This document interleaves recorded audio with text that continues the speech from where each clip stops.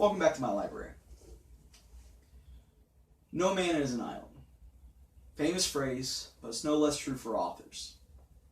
And for me personally, there has been no greater influence on my style of writing and what I love to read than that of a writers group in the middle of the 20th century known as the Inklings.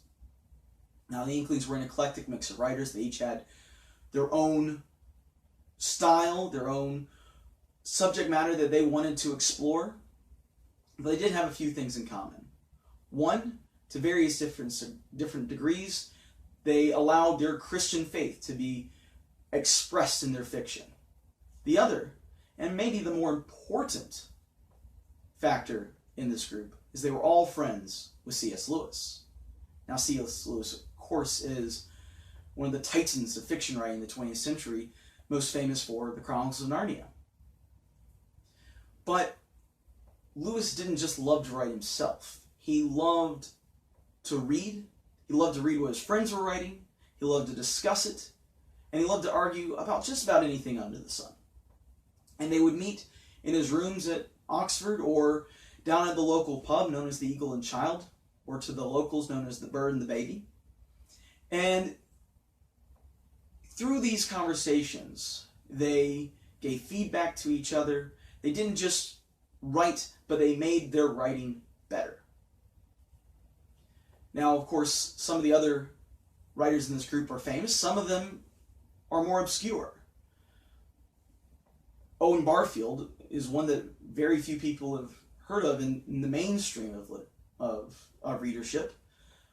But that's a complete shame, because Barfield's thoughts, particularly his ideas about language and imagination, are incredibly influential on C.S. Lewis and others in the group. Not to mention, his ongoing conversations with Lewis helped bring him to Christianity later in life.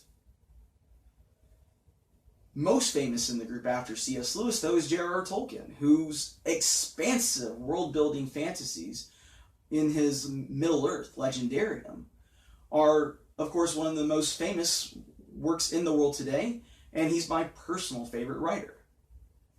Now, one other major fiction writer within the group is a gentleman named Charles Williams. Williams has a very devoted following, even if he's not the most well-known author. And his exploration of the King Arthur legends in his cycle of poetry toward the end of his life is maybe the most original contribution to the King Arthur writings in the 20th century. But what I want to do here in the library over the next several months is invite you to be a part of a conversation looking at these different works by these different writers in all their eclectic variations. Next month, we're going to start this Inklings review with one of the great classics that come out of the group, and that, of course, is The Hobbit by J.R.R. Tolkien.